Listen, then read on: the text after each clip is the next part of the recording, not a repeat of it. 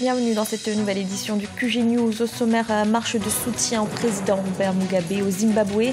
Des milliers de ses sympathisants ont défilé ce mercredi à Harare. Une réponse à la manifestation de l'opposition qui demandait sa démission. Lutte contre la corruption au Sénégal. L'Office national contre la fraude a présenté son premier rapport annuel. Les plaintes et les dossiers sortis de ces enquêtes seront transmis à la justice. Et le Maroc organise la 22e conférence sur le climat. L'événement aura lieu à partir du 7 novembre prochain. Le Royaume entend mettre au centre des débats la question du développement durable dans les pays en développement. Des dizaines de milliers de sympathisants du parti au pouvoir au Zimbabwe ont donc défilé ce mercredi dans les rues d'Harare, et ce en soutien au président Robert Mugabe. Une marche qui intervient un mois après la manifestation de l'opposition qui demande la démission du chef de l'État. Deogracias Podo.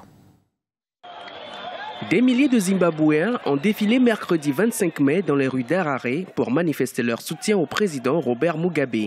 Portant des t-shirts à l'effigie du chef de l'État, la plupart d'entre eux sont originaires des provinces du pays et ont tenu à effectuer cette manifestation comme pour répondre à la mobilisation organisée en avril par le Mouvement pour le changement démocratique, MDC, le principal parti de l'opposition. Le président Robert Mugabe a mené le pays à l'indépendance en 1980. À 92 ans, il compte se représenter en 2018. Je suis au service du peuple. Si les gens pensent que je devrais partir, alors je m'en irai. Mais tant que je sens que je peux servir les gens et je peux faire de mon mieux comme je l'ai toujours fait, je resterai et je ferai de mon mieux. Quand viendra le moment, je m'en irai. Baptisée Million March, la démonstration de force des militants de la ZANU-PF, le parti du président Mugabe, était également placée sous le signe de l'unité du parti. Entre rivalité et lutte intestine, certains observateurs estiment que la formation politique est aujourd'hui fragilisée, notamment avec l'éviction en 2015 de l'ex-vice-présidente du parti. Joyce Mujuru a depuis créé son propre parti pour défier le président Robert Mugabe lors des prochaines élections. Ce dernier est quasiment sûr de conserver son fauteuil en 2018. Le Conseil de sécurité de l'ONU s'est prononcé pour la levée des sanctions et de l'embargo sur les armes imposées au Libéria. 13 ans après la fin de la guerre civile, les 15 États membres ont salué les progrès constants accomplis par le gouvernement libérien dans la reconstruction du pays. Depuis 2006, les sanctions contre le Libéria avaient été progressivement allégées. Au Sénégal, l'Office national de lutte contre la fraude et la corruption, OFNAC, a présenté son premier rapport annuel. Plusieurs secteurs de l'État sont mis en cause. Les plaintes et les dossiers sortis de ces investigations seront transmis à la justice. Idolette Mirababissou. Au Sénégal, l'Office national de lutte contre la fraude et la corruption, OFNAC, a présenté son premier rapport annuel. Créée en 2012, l'institution a officiellement lancé ses activités en 2014. L'objectif de l'OFNAC est clair, mener des investigations pour déterrer les fraudeurs. Dans cette procédure, l'instance n'est pas obligée de nommer ceux qui s'adonnent à la corruption, même si les dossiers de ces derniers seront transmis à la justice. Ce rapport de 176 pages fait cas de plus de 320 plaintes. Le Sénégal a fait des efforts, mais des efforts restent encore à faire pour combattre ce fléau qui est présent partout. Il n'est pas acceptable qu'un agent de l'État puisse remettre en cause cette dynamique en demandant de l'argent. C'est une somme qui n'est pas importante, c'est 50 000 francs CFA, mais il n'y a jamais de petite corruption. L'argent public, les biens publics, c'est pour la nation et la corruption, ça tue l'économie. Le rapport n'épargne aucun domaine. Le secteur de la santé, de l'éducation, du transport public et des marchés sont les as de la tortuosité. Selon l'OFNAC, la corruption est une réalité prégnante dans les affaires publiques. Les investigations de l'Office lui permettent, à travers son premier rapport, de mettre en évidence la persistance des pratiques de corruption, de concussion, de détournement de deniers publics, de faux et usage de faux et d'escroquerie portant sur les deniers publics. Le rapport a mis l'accent sur des actes répréhensibles, des cas de détournement, en tout cas de conflits d'intérêts, qui tranchent avec la bonne gouvernance. Et surtout, la plupart des personnes qui sont épinglées se trouvent du côté donc, de la mouvance présidentielle. Je crains que cela ne se limite qu'au niveau des symboles. Si aucune action n'est déclenchée contre les fauteurs de détournement ou bien de malgouvernance, je vois mal quel impact pourrait avoir ce rapport. Des organisations de la société civile telles que le Forum civil ont remis en question l'impartialité de l'Office de lutte contre la corruption en 2014.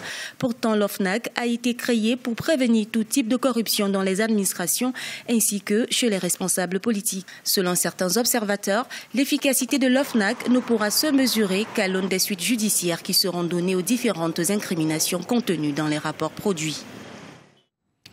Le Maroc va investir 870 millions de dirhams pour le développement du fret aérien, et ce à travers un programme d'investissement comprenant la création de 4 pôles à Casablanca, Tanger, Agadir et Oujda.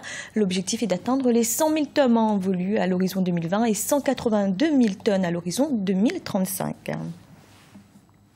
Et le Maroc organisera la 22e conférence sur le climat à partir du 7 novembre prochain. Il sera question de la mise en œuvre de l'accord de Paris conclu lors de la COP21. Mais le Royaume entend également mettre au centre des débats le développement durable dans les pays en développement. Victoria Siamnosedi. La 22e conférence des parties sur le climat aura lieu dans la ville de Marrakech, au Maroc. En tant que pays africain, il importe au Maroc de préparer les grandes questions vitales au développement de l'Afrique. La COP22 ne saurait donc se faire sans évoquer la question du développement durable au sein des pays en développement. Une question qui s'impose d'autant plus que les États africains doivent désormais associer à leur développement l'impératif environnemental. Pour nous, c'est intéressant parce que quand même, on va évoquer, le Maroc va essayer quand même d'évoquer pas mal de sujets, surtout pour les pays en voie de développement et plus particulièrement pour l'Afrique.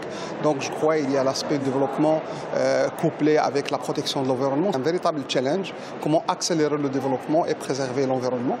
Marrakech 22 veut être une opportunité pour la relance de l'économie africaine avec une plus grande place accordée à l'environnement. Pour ce faire, le royaume chérifien compte insister sur la nécessité de financer plusieurs solutions écologiques. Il s'agit notamment des systèmes d'économie d'énergie et d'énergie renouvelable qui ont vu le jour ces dernières années dans plusieurs domaines, dont les transports et les infrastructures.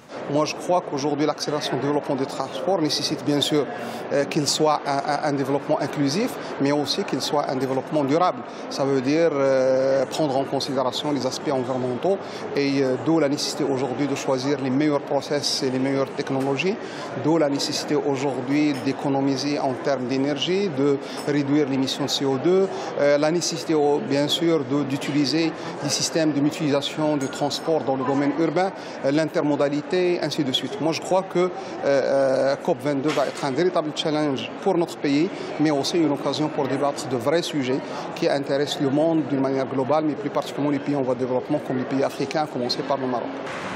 Lors de la 21e conférence qui s'est tenue à Paris, plusieurs accords qui engagent les 195 États parties ont été signés. Les plus importants sont relatifs à la réduction des émissions de gaz à effet de serre en vue d'atteindre les moins 2 degrés Celsius du réchauffement planétaire. De plus, la mise en place d'un fonds vert à près de 100 milliards de dollars par an en aide climatique aux pays en développement est une question que le Maroc compte appuyer du 7 au 18 novembre.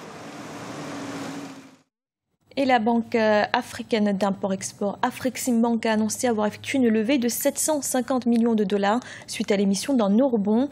L'obligation d'une maturité de 5 ans est rémunérée au taux de 4%. Cette levée de fonds est destinée à financer une partie des activités de la banque en 2016. C'était le journal de la rédaction. Merci de l'avoir suivi. Retrouvez dans un instant une nouvelle édition de l'information.